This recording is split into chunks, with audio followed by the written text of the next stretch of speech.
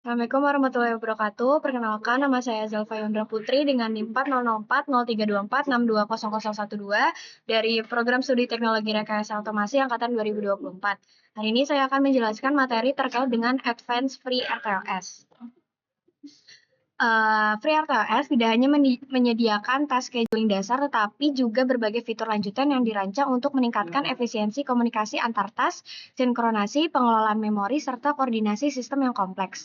Fitur-fitur ini sangat penting pada aplikasi embedded modern yang membutuhkan respon real-time, konsumsi sumber daya rendah, dan reliabilitas tinggi. Pada materi ini akan dibahas beberapa kemampuan lanjutan dari Free RTOS seperti event group, software timer, task notification, memory management, critical section, dan lain sebagainya. Selanjutnya untuk slide kedua terkait dengan task notification versus smartphone. Event group task notification merupakan komunikasi langsung antar task menggunakan nilai internal task. Lebih cepat dan hemat memori dibandingkan objek sinkronasi tradisional tanpa perlu alokasi objek tambahan. Ideal untuk sinyal data siap, sederhana, dan juga notifikasi event tunggal secara efisien. Selanjutnya ada semaphore, sinkronasi dan kontrol akses research bersama antar task tersedia dalam 3 jenis, yaitu binary semaphore untuk sinyal sederhana, counting, dan juga research berganda. Selanjutnya ada memory management dan juga static allocation.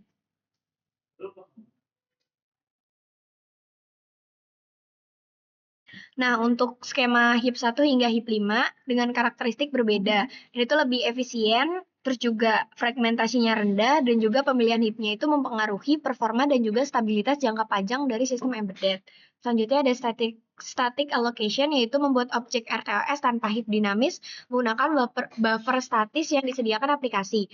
Digunakan pada sistem safety critical dengan kebutuhan memori predictable, menghindari resiko kegagalan akibat kehabisan HIP saat runtime. Selanjutnya ada critical section dan juga task suspension.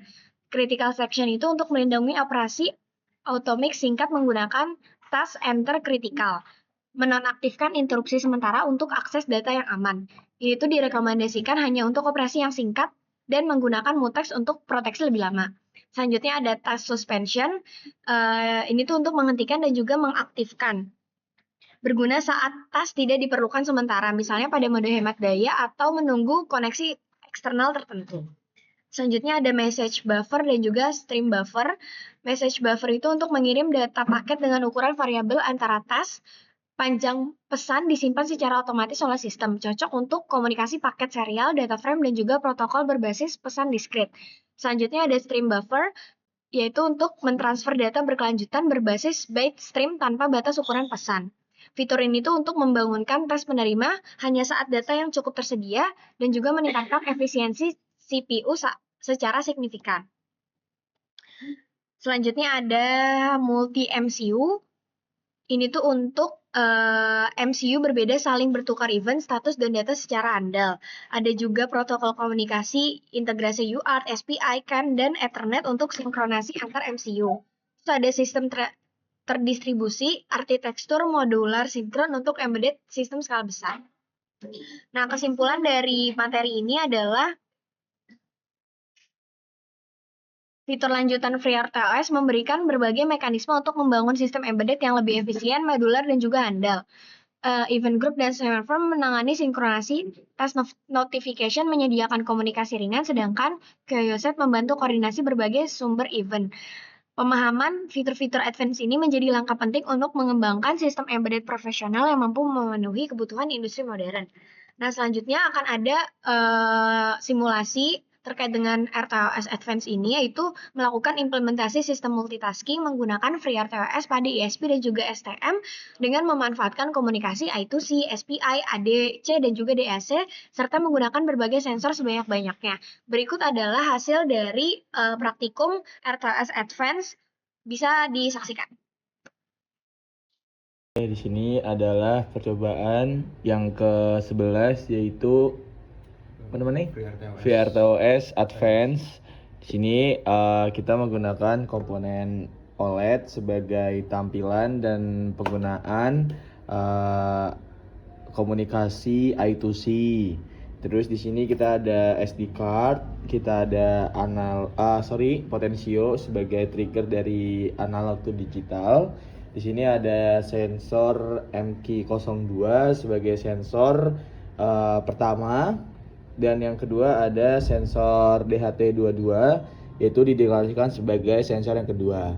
Nah, selanjutnya di sini kita juga menggunakan STM32 serta LED dan pas button nih yang kecil.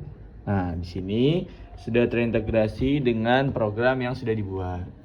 Jadi program yang sudah dibuat itu seperti ini ya teman-teman. Terus juga platform Aya juga seperti ini. Nah, di sini juga STM Master Base Slave lah. Master Slave. Nah, ini Slave dulu. Nah, di sini ini kita deklarasikan STM32 ini sebagai slave. Nah, makanya di sini codingannya itu STM32 sebagai slave seperti itu. Udah? Upload. Nah, jangan lupa di-upload. Ini adalah proses untuk uploading dari program sudah dibuat pada praktikum yang ke-11 yaitu FreeRTOS Advance. Nah, di situ apabila sudah sukses maka lanjut untuk membuka dari program ESP sebagai master. Oke, di sini adalah program ESP sebagai master. Oke, sudah seperti itu. Nah, di sini juga ada platform IO yang sudah dibuat juga. Selanjutnya langkah saja yaitu untuk bisa mengupload dari program yang sudah dibuat.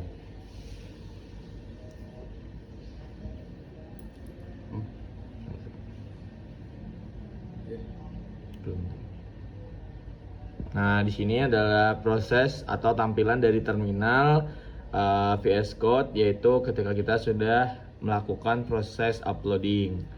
Nah, di sini pada ketika kita upload, usahakan juga untuk cara untuk menanggulangi error ya, kita dapat menekan tombol boot nih di sebelah sini bootnya.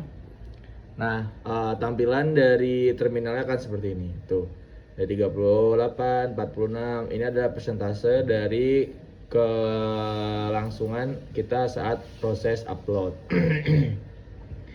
44 hingga 100 nantinya. Nah, sini sudah 100. Nah, ini juga tertampil sukses. Nah, selanjutnya kita akan masuk pada hardware yang sudah kita Jeda. Selanjutnya, ini adalah langkah awal dari pembacaan yang tertampil pada OLED, yaitu ada temperatur dan humidity atau kelembapan. Nah, di sini karena kita menggunakan menggunakan DHT22 dan MQ02. Nah, di sini juga ada nilai dari potensio serta nilai dari MQ2 itu sendiri. Serta terdapat juga DAC outputnya yaitu berupa tegangan dari DAC itu sendiri serta indikator SD card. Nih kita menggunakan SD card kan.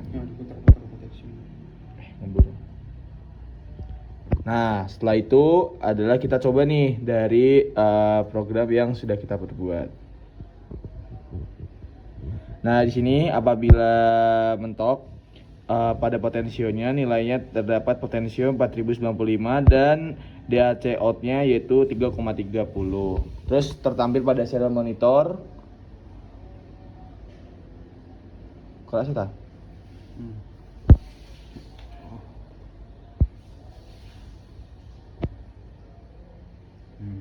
Nah, tertampil pada serial monitor yaitu menunjukkan kalau nih kita juga klik pas buttonnya.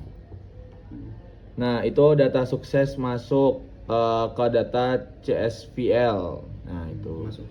Nah, ini sudah data yang sudah kita ambil dari yang tadi yang awal sampai aku mutar tadi sudah masuk pada SD card itu. Oke, cukup video dari kita.